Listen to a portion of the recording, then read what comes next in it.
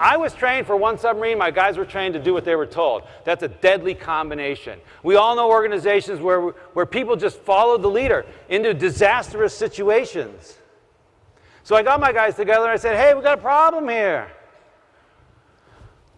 I was trained for another submarine. You're trained to do whatever nonsense comes out of my mouth. That's right, Captain. I mean, they knew. They already knew. I was pretty much talking to myself. So I said, what are we going to do? What are we going to do, guys? And we talked about it. Okay, what I really wanted to do was get ready for the inspection. But we were sitting in the wardroom. We spent a couple hours. We were talking about it. And we came up with all these different things. And, well, you Captain, you just got to be smarter. You got to give better orders.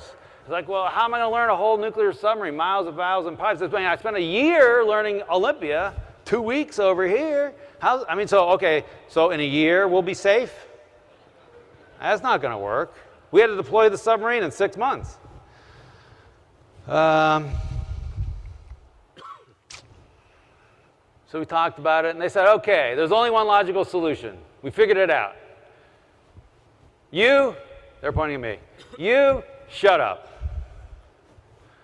What do you mean? That's not what captains do. That's not what captains of nuclear submarines do. They walk around. They give orders. They sound like Russell Crowe. Head 2/3, dive, make it up 500 feet. Helm left 15 degrees rudder, steady course 255. Load torpedoes and tubes 1, 2, 3, and 4. Flood down, open outer doors, right? And I thought about it. And you know what? They were right. So at that point, I vowed never to give another order. And if you came down on my submarine, it would have been very confusing because you couldn't have pointed. It would have been hard to say, well, who's the captain here? Because you wouldn't have seen me giving orders.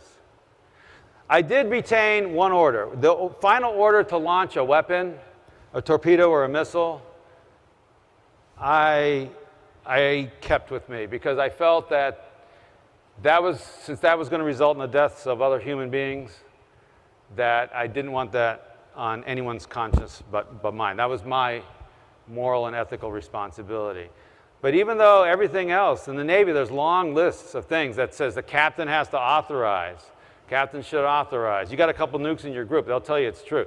Captain authorize, submerge the ship, get underway, start up the reactor, shut down the reactor, connect to shore power, divorce from shore power. On and on, break rig for dive, on and on and on, pages of these things. I just refused to give those orders. What we replaced it with was intent. Instead of giving instructions, if you want your people to think, don't give instructions, give intent. So they would come to you, hey, what do you want me to do? Well, left full rudder, steady course 255. No.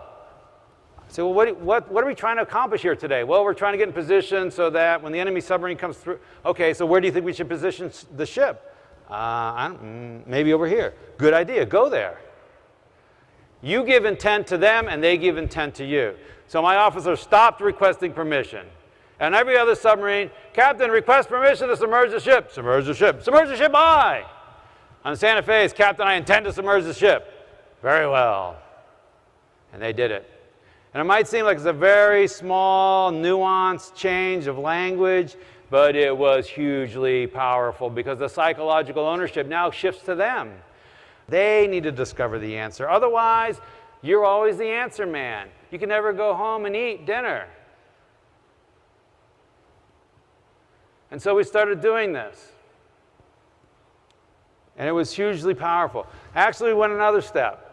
Then I got smarter and I said, when the officer said, Captain, I intend to submerge the ship, I would ask him, well, what do you think I'm thinking right now? And he'd look at me, hard to tell. I'm guessing you're wondering whether it's safe. Bingo! I said, well, convince me it's safe. He said, Captain, I intend to submerge the ship. All men are below, hatches are shut, ship's rigged for dive. I checked the bottom depth. The submarine's in the water that's been assigned to us. Then later I would ask them, is it the right thing to do? And they would say, well, yes, sir, because our mission requires that we...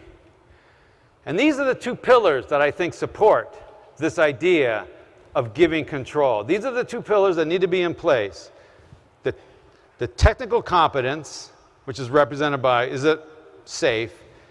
And the organizational clarity, which is represented by, is it the right thing to do? And you put those things in place, and then you can give control. And you give control, and you put those things in place. And you are off to the races. So think about what's happening now. My officers are starting to think like me, because I have to think like, where should we do the ship? And so the guys below them. Now this took 24 hours to happen. It took a couple years for the full implementation, but immediately there was change. The officers started thinking like me, and so pretty soon I could go in the engine room, find the engine room lower level watch who was taking logs in the lube oil pumps, and he would know what the submarine was doing. He would know whether we were up tight, close to the enemy, and it was time to stay quiet, or whether we had backed out a little bit, and this may be a good time to change filters and make a little bit of noise. A year later, we received another inspection. A year later, we received an inspection. The inspecting team gave us the highest grade they had ever seen. Not that year, not in the Pacific, ever seen. Why? I mean, this crew had a captain who was a dummy. It's because that needle started moving up. And on another submarine, there was one guy in charge, one guy giving orders, one guy thinking, and 134 people doing what they're told. I don't care how smart you are. On my submarine, I got 135 thinking, active, passionate, creative, proactive, taking initiative people. It's a tidal wave. You don't stand a chance.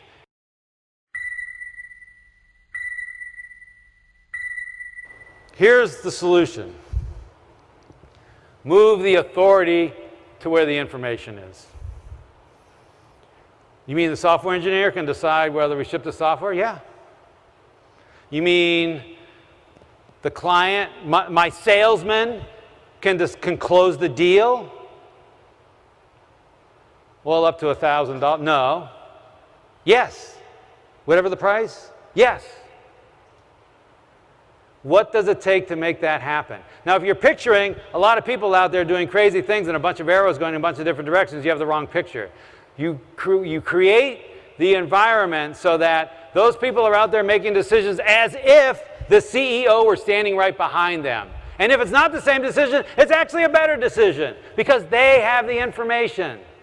And not only will you get better speed of execution, because now you don't have this delay, what happens is those people feel like they matter because they're thinking. You engender thinking. You create the environment for thinking. The secret is nothing I said is hard. There's nothing hard. The only thing that's hard is you.